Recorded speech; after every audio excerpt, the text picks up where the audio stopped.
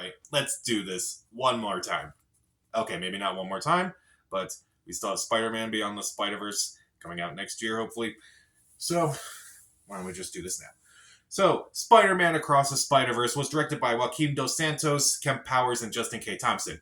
And following the events of Spider-Man Into the Spider-Verse, Miles Morales, he's been Spider-Man for a year now, and when a new threat comes into his world, he has to fight with all these others. He has to come into contact with all these other Spider people, including Miguel O'Hara, Jessica Drew, and basically there's this whole thing where I won't spoil it. This is going to be a really hard movie to not spoil because there's just so much to talk about with this movie, and I'm going to try to do this as spoiler free as possible.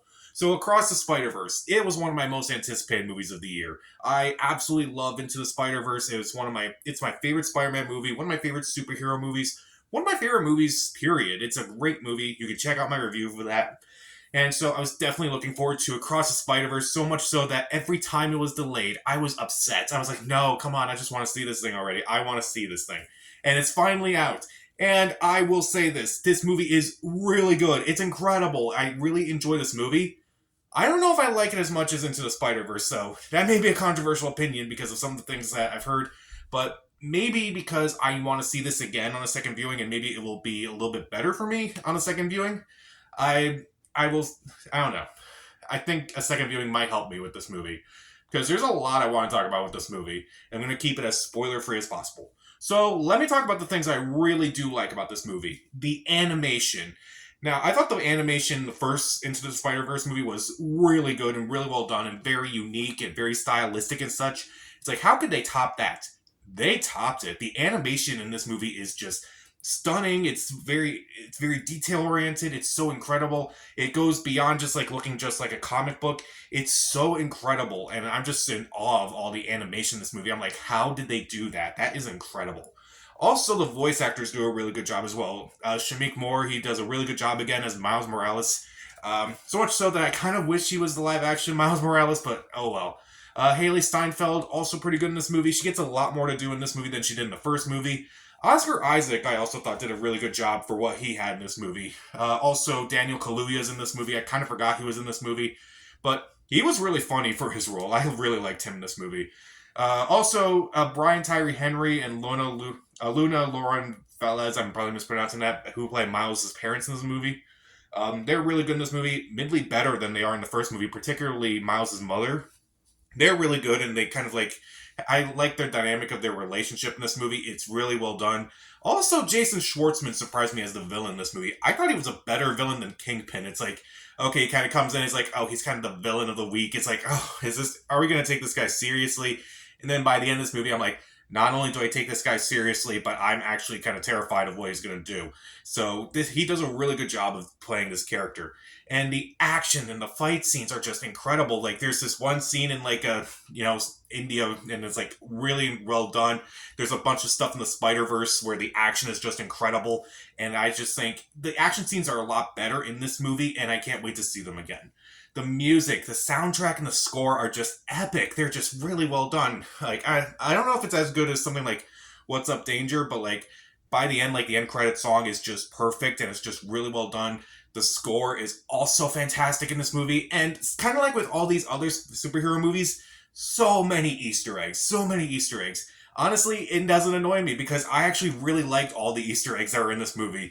I won't spoil them because, like, I feel like other people will, and I kind of just want people to be surprised. Also, I really enjoyed the themes of the movie. Like, I kind of enjoyed the themes of, like, how parents and kids kind of, like, how the relationship changes as kids grow older and how parents grow older. And I kind of like I like the dynamic of the parents in this movie a lot more than I did in the first movie. And I also kind of like, again, I won't spoil anything, but, like, once he gets into the Spider-Verse and kind of learns something, it's like, this movie is kind of just taking on a whole new level. And I'm like, I did not expect this movie to go into this direction. And I'm like, okay, this is really fascinating, and I want to learn a lot more about this. And I just really like this movie. And despite all that, it still can be pretty funny. I don't know if I like it as much as Into the Spider-Verse in terms of its humor. Like, there were so many jokes in Into the Spider-Verse where it's like, it seemed like every scene had a joke in it, but it never lost its heart. I felt like this movie was definitely a lot more serious. Also, the dark tone of the movie, I think it is very effective. I think it does work a lot more. And I do like the cliffhanger ending, which I won't tell you about. It's a great surprise. It's a great cliffhanger ending. And I'm like, okay, I need to see Beyond the Spider-Verse now. I need to see how this whole thing just wraps up. I can't wait to see that movie. But I have a few issues with this movie. Now, don't get me wrong, I still really like this movie, and I'm definitely going to see it again. I'm definitely going to recommend it. But there are a couple things in this movie where I'm like, maybe, maybe I'm, maybe I step back from it for a bit. Some of the characters I was kind of disappointed with. Even though Jake Johnson does return as Peter B. Parker, I was kind of disappointed with him. Even though he has one great scene with Miles in the movie, I didn't really care for how much he was used in the movie. Spider-Woman, played by Issa Rae, is like, okay, she's a great actress. I was like, okay, let's see what she does in this movie. And I felt like they didn't really do too much with her, unfortunately. Also, there was a moment towards the middle of the movie where when you kind of figure out what's going on, I was kind of thinking, is this a retcon from the first movie? I don't know if it is or not. Maybe if I rewatch this movie again and I'll think about it differently, maybe I won't see it as a retcon from the first movie in this movie. I'm not entirely sure. And also, I think the pacing is off a bit. This is 140 minutes long. This is the longest animated movie ever made, surprisingly.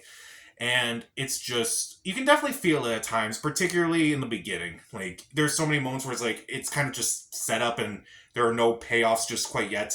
And it kind of just drags on for a bit. And I would say, even though this is a completely different team from the team who directed Into the Spider-Verse, and it's like they got the animation right, and they got the emotion of this movie right. The humor I felt was a bit off, honestly, but I really don't care too much because I don't care too much that the humor doesn't work as much because I feel like this is a much darker movie. I feel like it's a much stronger movie. I think it is very effective and definitely a movie where I kind of just want to see it over and over again, and I just can't wait. So, Spider-Man Across the Spider-Verse, the animation is jaw-droppingly gorgeous. Most of the performances are great. The action and the fights are just incredible. The music is great. The Easter eggs are a lot of fun. The darker tone is really good. And the themes of the movie are really well done. And it can be funny at times, but not as funny as Into the Spider-Verse.